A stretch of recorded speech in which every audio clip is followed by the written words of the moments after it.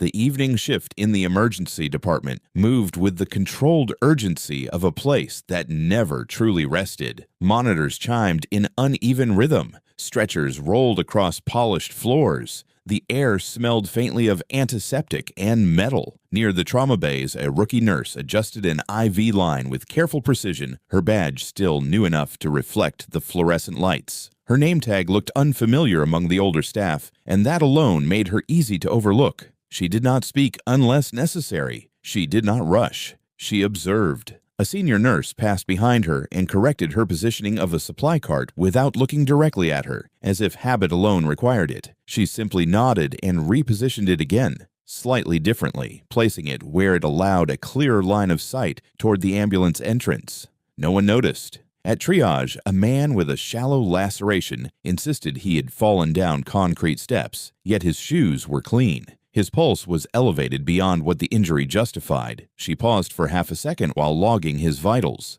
The inconsistency registered. She asked one more question than protocol required. His answer shifted slightly. She did not challenge him. She simply marked the chart and flagged it quietly in the system. Across the waiting area, another man stood instead of sitting. He had not checked in. He paced once, then twice, then stopped directly beneath a security camera. She watched the small monitor at the nurse's station flicker for a moment, just a distortion barely noticeable, before returning to normal. She leaned forward, eyes narrowing, then looked toward the main doors. The security guard near the entrance leaned against the wall with casual familiarity, scrolling through his phone between patient escorts. The department was loud enough to hide small things. A paramedic team wheeled in a stretcher carrying a middle-aged patient with internal bleeding from a highway collision. The trauma bay doors swung open. The rookie nurse stepped in without hesitation, her hands already gloved, movements economical. She assessed airway, breathing, circulation in a clean, efficient sweep.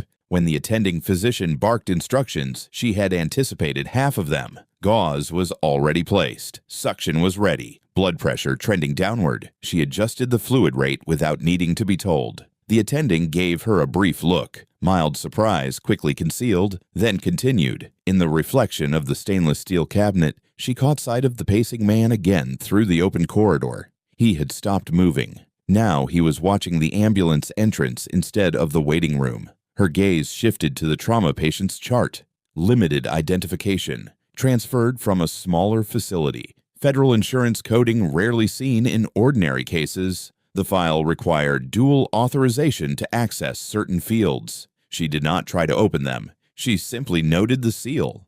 A quiet fracture. Something in the room did not align. A few minutes later, she stepped out to restock supplies. As she passed the security desk, she asked in a calm, neutral tone whether the exterior cameras had been serviced recently. The guard shrugged and said they were fine. She held his gaze half a second longer than expected, then gave a small nod and continued walking. In the supply closet, she checked her phone briefly. Not messages, just the time. She closed her eyes for one controlled breath, as if aligning something internally. When she returned to the nurse's station, she repositioned the crash cart slightly closer to the trauma doors. No announcement, no explanation.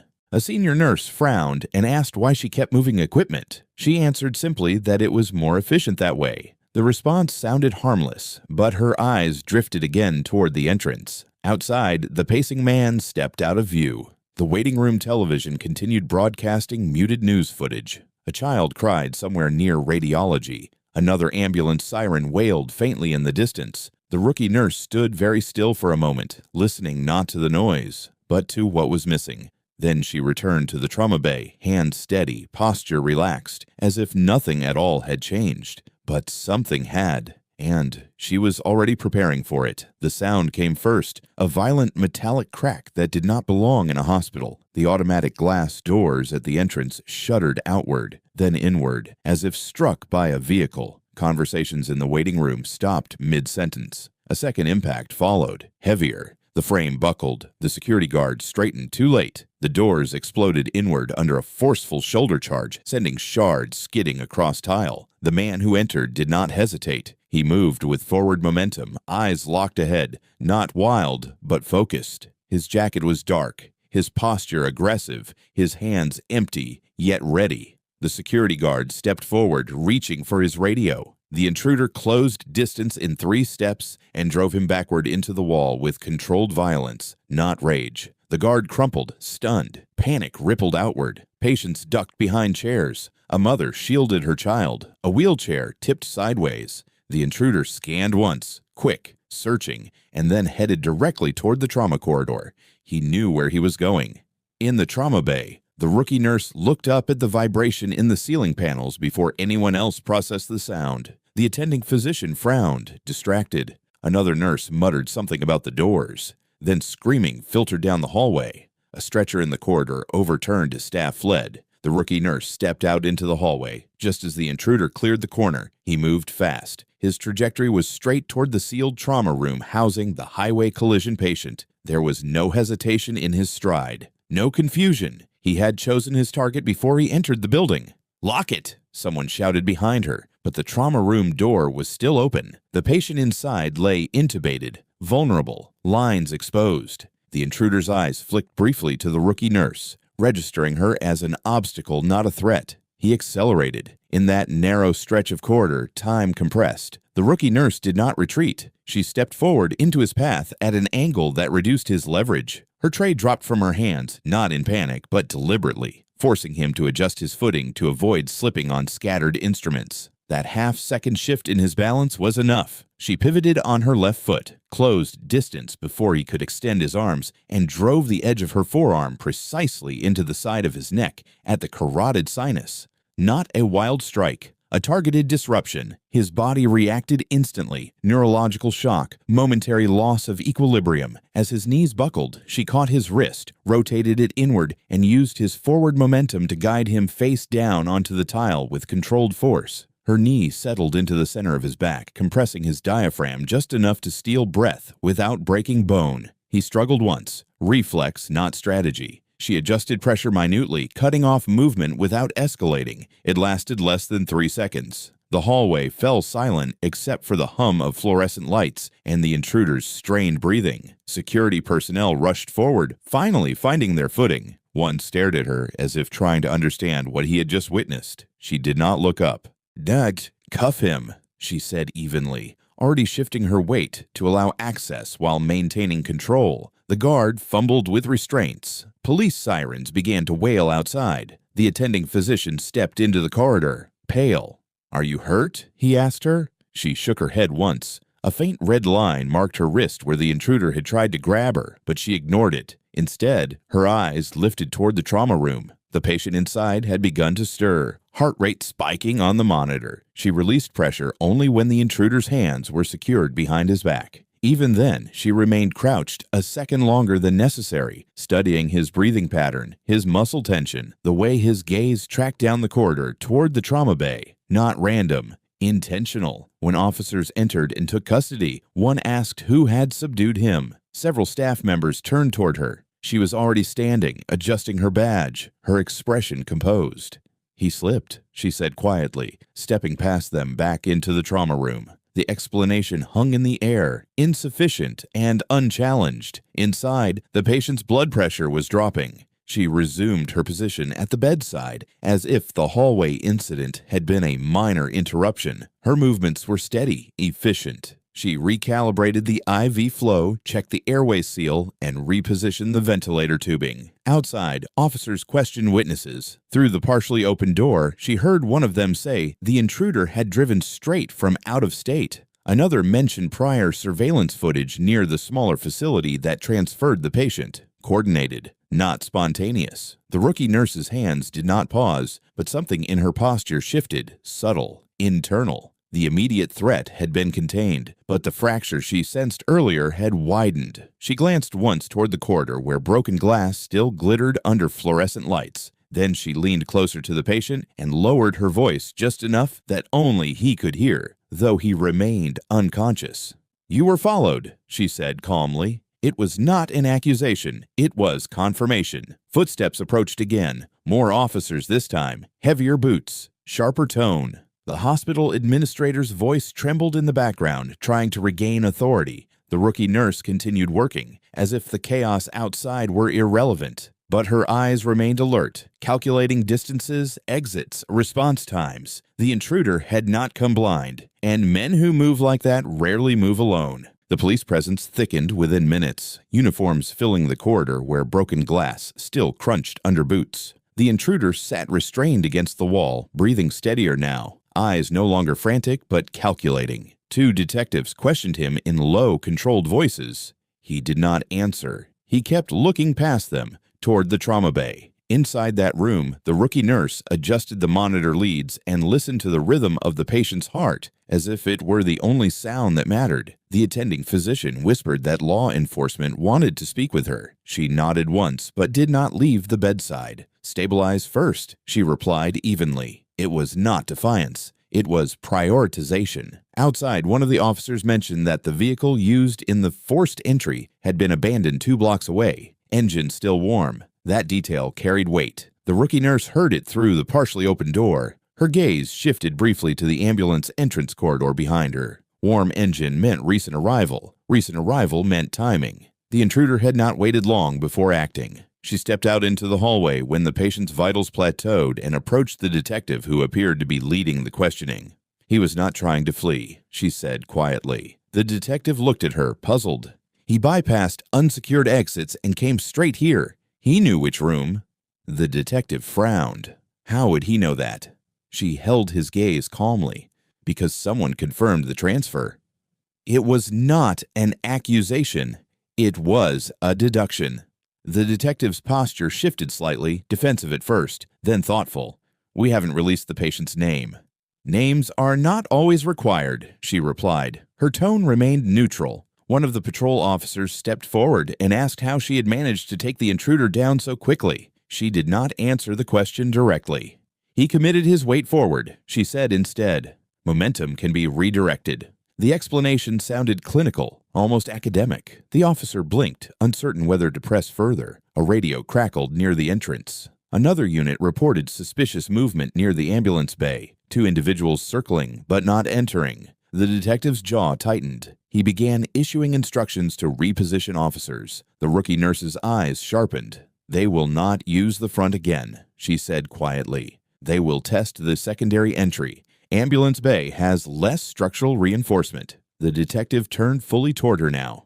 "You seem very sure." She did not flinch. Because the first breach was not emotional. It was strategic. This was a confirmation attempt. He hesitated. There was a subtle shift in the room's power dynamic. Small, almost invisible. He was accustomed to being the authority, yet her tone carried an absence of speculation. It sounded like experience. Without waiting for permission, she walked toward the ambulance corridor and paused at the corner, observing the layout. She studied the sight lines, the blind spots between supply cabinets, the distance from the bay doors to the trauma suite. Then she turned back. "Move 1 officer inside the bay rather than outside. If they approach again, they will scan for visible presence first." The detective turned fully toward her now. "You seem very sure." She did not flinch. Because the first breach was not emotional. It was strategic. This was a confirmation attempt. He hesitated. There was a subtle shift in the room's power dynamic. Small, almost invisible. He was accustomed to being the authority. Yet her tone carried an absence of speculation. It sounded like experience. Without waiting for permission, she walked toward the ambulance corridor and paused at the corner, observing the layout. She studied the sightlines, the blind spots between supply cabinets, the distance from the bay doors to the trauma suite. Then she turned back. "Move 1 officer inside the bay rather than outside. If they approach again, they will scan for visible presence first." The detective stared at her for a long second, weighing pride against practicality. Then he signaled to one of his officers to reposition. The adjustment was subtle but deliberate. Inside the trauma room, the patient's eyes fluttered open. Disorientation gave way to alarm as he scanned the ceiling, then the doorway. She returned to his bedside immediately. His gaze landed on her face and held. Recognition flickered, faint but unmistakable. His pulse spiked. She leaned closer, placing a steady hand on his shoulder to prevent him from tearing at the ventilator tubing. "Do not speak," she said softly. It was not just medical instruction. It was containment. His eyes searched hers with urgency that went beyond fear. He attempted to form a word around the tube. She gave the smallest shake of her head. "Not now." In the hallway, Raised voices signaled that officers had detained 2 men near the ambulance entrance. They had not forced entry. They had been observing, waiting. The detective returned, expression tighter now. "You were right," he said quietly. It was not a compliment. It was acknowledgement. She did not react to the validation. Instead, she asked, "Did they carry communication devices?" He nodded. "Burner phones." She absorbed the information in silence. The intruder in restraints began to speak at last, voice low but firm. "You're too late," he muttered toward the trauma bay. An officer snapped at him to remain quiet, but the rookie nurse had already heard enough. Too late implied a timeline, a larger objective than a single attack. She walked to the doorway, studying him carefully. He met her eyes directly now, testing for recognition. She gave him none, only calm. The detective approached her again. "We're increasing perimeter security and transferring the patient as soon as he's stable." She nodded slowly. "Do not announce the transfer route." "We don't." "Not verbally," she clarified. "But routine patterns exist." The detective's expression hardened, then softened. He was beginning to understand that she was not guessing. Something in her language, precise, procedural, carried weight beyond nursing protocols. Another officer stepped forward and asked quietly whether she had prior security training. The hallway seemed to hold its breath for her answer. She adjusted the cuff of her scrub sleeve, covering the faint red mark on her wrist. "I completed additional courses before this position," she replied. It was technically true. The officer nodded, satisfied enough to move on.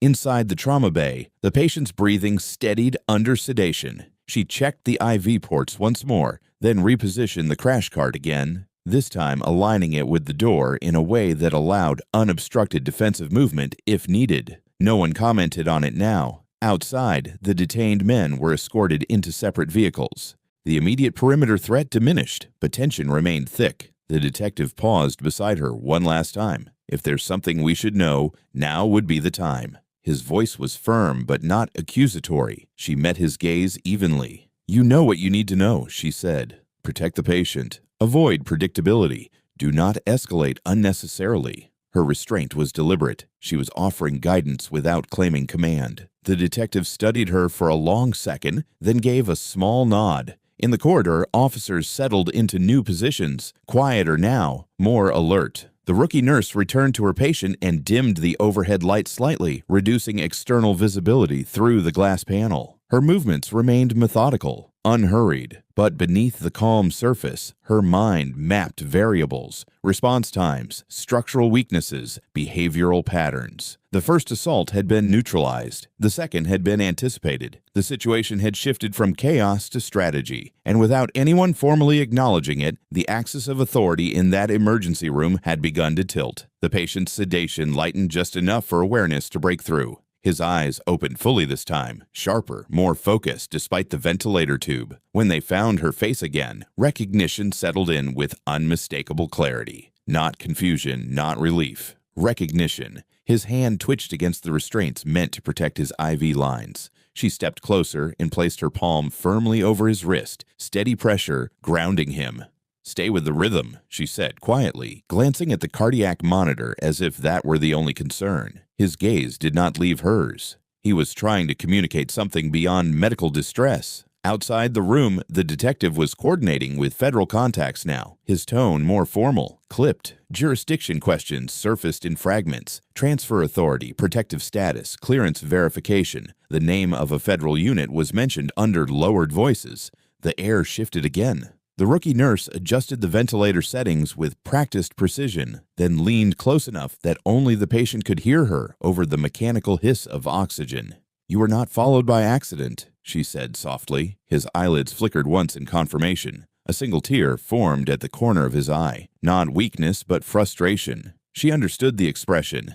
It was the look of a mission compromised. Footsteps approached rapidly down the corridor. An officer reported that a third vehicle had been identified on traffic cameras circling the block twice before disappearing from view. Not detained, not located. The detective swore under his breath. The situation had not ended. It had compressed. She stepped into the hallway again, posture straight, hands relaxed at her sides. "They are not trying to extract him," she said calmly. "They are verifying whether he is conscious." The detective looked at her sharply. Why would that matter? Because if he cannot speak, the risk decreases. If he can, the urgency increases. The logic landed heavily. A federal liaison officer arrived moments later, suit jacket slightly disheveled, badge clipped at his belt. He began issuing directives about immediate transfer to a secure facility. The attending physician protested that the patient was not stable for transport. Voices overlapped. Authority fractured into competing priorities. The rookie nurse watched for a moment, measuring the tone, the uncertainty. Then she spoke, not loudly, but clearly enough to cut through. If you move him now, you create a convoy target. The liaison turned toward her, irritation flashing. And you are. She held his gaze without hostility. Medical staff. A pause. Then, more quietly, containment is safer than movement. The liaison studied her more carefully now. Something in her phrasing, convoy target, did not belong to ordinary nursing vocabulary. The detective shifted beside him. She anticipated the secondary breach, he said, almost reluctantly. Silence settled for a beat. The rookie nurse continued, voice level. Secure the building perimeter, reduce external visibility, delay transfer until dawn traffic creates natural cover. The liaison's jaw tightened. You're suggesting we wait? She nodded once. Yes. The weight of that word carried risk. Waiting meant assuming responsibility for whatever might unfold in the interim. It meant choosing containment over aggressive action. The liaison hesitated, then asked, "And if they attempt another breach?" Her expression did not change. Then we respond proportionally. Not escalate, not eliminate, respond. The distinction was deliberate. Inside the trauma room, the patient's breathing accelerated again as raised voices filtered in. She returned to his side and placed a steady hand against his shoulder. He tried to form words around the tube once more. This time, she leaned closer. "You do not give them urgency," she whispered. "You remain a liability, not an asset." His eyes searched hers, then steadied. He understood. Outside, officers repositioned according to revised instructions. The ambulance bay lights were dimmed. Curtains were drawn along the corridor windows. The building shifted from open emergency flow to controlled enclosure. The liaison stepped back toward her, his voice lowered. "Where did you train?" It was not casual curiosity. It was assessment. She adjusted the saline drip without looking up. "Before nursing school," she said simply. The answer offered nothing and everything at once. He held her gaze for a long moment, then gave a barely perceptible nod. A decision had been made. The transfer would wait. Hours stretched with heavy tension. The detained intruder was transported under guard. The two men from the ambulance bay were taken for questioning. No further vehicles circled the block, but the risk did not disappear. It thinned into something watchful. Near midnight, the patient's blood pressure dipped dangerously. Internal bleeding threatened to undo everything. The attending physician prepared for emergency intervention. Supplies were called for. The rookie nurse moved with silent efficiency, anticipating each instrument before it was requested. Her earlier physical confrontation left a dull ache along her forearm, but she ignored it. When the patient coded briefly, heart rhythm collapsing into chaos, she initiated compressions without hesitation, precise depth, exact timing. Not frantic, controlled. The room contracted around the rhythm of her hands. After tense seconds, the monitor returned to organized beats. Breath returned, stability fragile but present. She stepped back only when another nurse replaced her. No triumph, no visible relief, just a measured exhale. In the hallway, the liaison watched through the glass panel, expression unreadable. He understood now that her restraint earlier had not been avoidance of action. It had been discipline. She had chosen containment over spectacle, risk over escalation. Dawn began to thin the darkness outside the high windows. The building felt quieter, heavier. The liaison approached her one last time before stepping away to coordinate the eventual transfer. "You could have ended him in the hallway," he said quietly, referring to the intruder. She did not look at him. He was no longer a threat once he lost balance. The answer was simple. It carried an unspoken code. Force only as required. He studied her profile for a moment longer, then extended a small card without ceremony. She did not take it. "I have what I need," she replied. After a beat, he slid it back into his pocket. In the trauma bay, the patient drifted into stable sedation as early morning light filtered in. The crisis had not erupted into gunfire or spectacle. It had narrowed, been contained, absorbed. She checked the final readings, adjusted a blanket, and stepped into the supply closet alone. There, under harsh fluorescent light, she finally flexed her bruised wrist and closed her eyes for a single controlled breath. The cost was not visible to anyone else, but it was there. Then she returned to the corridor, posture steady, face composed, as if the night had been nothing more than another shift. By the time the sun rose fully over the hospital parking structure, the emergency department had regained its surface rhythm. Floor staff swept away the last fragments of shattered glass. Maintenance replaced the damaged door panels with temporary barriers. Patients continued to arrive with ordinary crises: chest pain, broken wrists, dehydration. The night's violence compressed itself into paperwork and controlled statements. The official report described a restrained intruder, coordinated law enforcement response, and stable patient condition pending transfer. No mention was made of the precise 3 seconds in the corridor that prevented escalation. No description captured the forearm strike, the redirection of momentum, the calculated pressure that stopped chaos before it expanded. In the trauma bay, the patient remained sedated but stable, vital signs holding within acceptable margins. Federal personnel arrived in quieter numbers this time, dressed less conspicuously, movements efficient and unannounced. The liaison who had argued for immediate transfer the night before stood near the doorway, observing final preparations. When the stretcher was rolled out under controlled guard, he paused briefly beside the rookie nurse. No handshake, no introduction, just a measured look that acknowledged understanding. She gave a slight nod in return, nothing more. The convoy departed without sirens, blending into morning traffic as she had advised. Within minutes, the corridor felt empty again. The detective stopped by the nurse's station before leaving. "Good instincts," he said, almost reluctantly. She was updating medication charts and did not look up immediately. "It was teamwork," she replied. The answer redirected credit without emphasis. He studied her for a second longer, as if considering another question, then chose silence and walked away. The security guard, who had been thrown against the wall, returned with a bandaged shoulder, embarrassed more than injured. He thanked her awkwardly. She shook her head. "Next time, call back up sooner," she said calmly. "Not criticism, correction." He nodded, chastened but grateful. By mid-morning, administrators circulated with careful language about resilience and protocol improvements. They spoke to senior staff first. They did not initially approach her. She preferred it that way. In the supply closet, she removed her scrub top and changed into a fresh one from her locker. The faint bruise along her wrist had darkened into a muted purple line. She pressed it once, testing range of motion. Functional. No report filed. No complaint made. When she stepped back into the corridor, the department looked almost identical to how it had the previous afternoon. Fluorescent lights, rolling carts, controlled urgency. A new patient was being wheeled into Trauma 2 with labored breathing. She moved immediately to assist, sliding into position beside the stretcher. Her voice remained steady as she called out vitals and prepared oxygen support. The attending physician glanced at her briefly, something different in his expression now. Less dismissal, more calculation. He did not comment on it. He simply allowed her space to work without interruption. A younger nurse approached quietly during a brief lull. "Are you really new?" she asked, hesitant.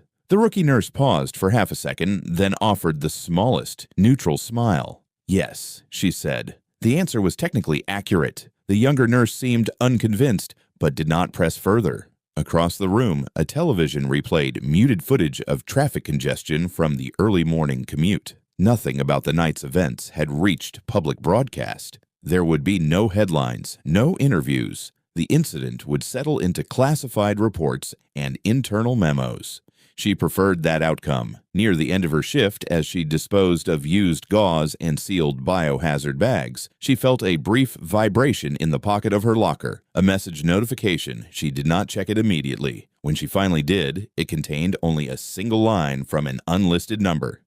Contained. No signature, no context needed. She deleted it without reply. When her shift officially ended, she clocked out like everyone else. The timestamp printed cleanly on the screen. She washed her hands at the sink, watching diluted traces of dried blood swirl down the drain. Then she stepped outside into the morning air. The repaired glass doors slid open smoothly, as if nothing had happened. The parking lot buzzed with ordinary life. Cars starting, commuters adjusting mirrors, sunlight reflecting off windshields. She walked past it all without drawing attention, her posture relaxed, movements unremarkable. Inside the ER, staff would speak quietly about the rookie nurse who moved too fast and seemed to see things before they happened. The story would soften over time, details blurring into rumor, but no official commendation would arrive. No ceremony would take place. By the next shift, she would once again be the newest name on the board. As she reached her car, she paused briefly, scanning the street out of habit rather than fear. Everything looked normal. That was the point. She unlocked the door and sat behind the wheel for a moment, hands resting lightly on the steering wheel, breathing steady. The crisis had been contained without spectacle. The patient lived. The threat had been redirected instead of escalated. The hospital returned to routine. She started the engine and merged into traffic without urgency. Behind her, the emergency department doors opened again to admit another patient in need of care. Inside those walls, she would return tomorrow, still quiet, still underestimated, and exactly where she intended to be.